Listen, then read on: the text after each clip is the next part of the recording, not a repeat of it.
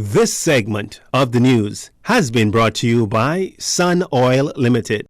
Welcome back. Officers of the Criminal Investigations Department in Freeport escorted a 43-year-old male of North Bohemia to the magistrate's court this morning.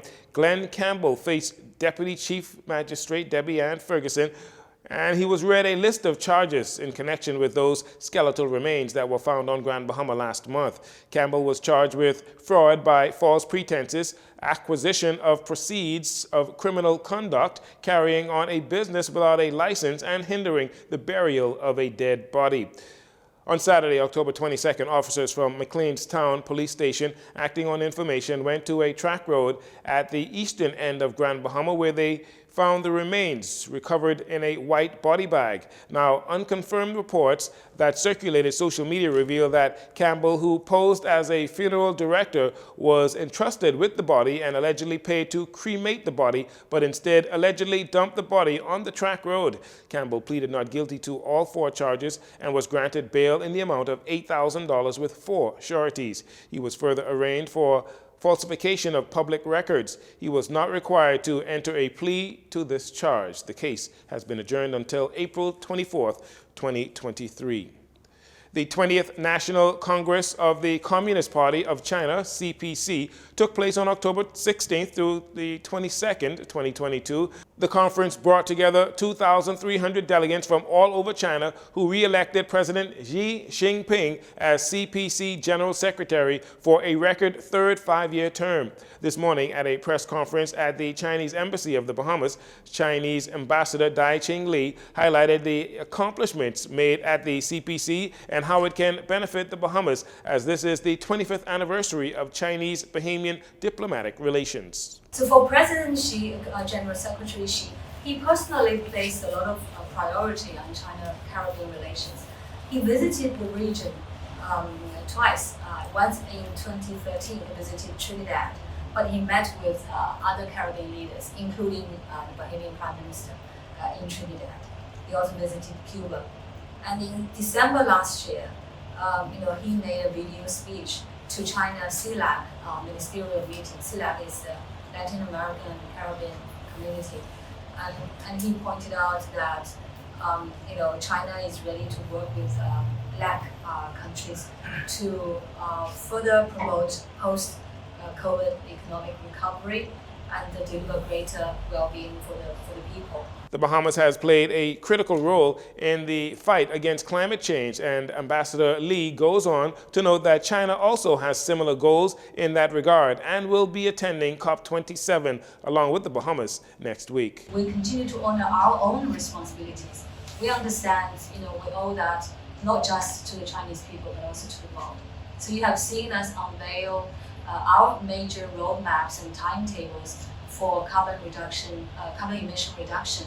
And we put forward the ambitious goal of carbon peaking by 2030 and carbon neutrality by 2060. The Chinese ambassador says China is currently in talks with the Bahamas on what can be done to help with the progress of renewable energy in the country. As for other initiatives, Ambassador Lee had this to say. We are particularly proud to support the Bahamas Chinese community in introducing a brand new sport of dragon boat racing to the Bahamas. So we will continue to work with the Bahamas to fight the pandemic. We have so far brought 10 batches of medical supplies to the Bahamas. A new shipment is now on the way. So at the same time, we feel much more can be done between our countries. So there's still tremendous potential. We will be looking to increase mutual visits at various levels next year. Next year, China will form a new government in March, and the Bahamas will celebrate its 50th anniversary of its independence.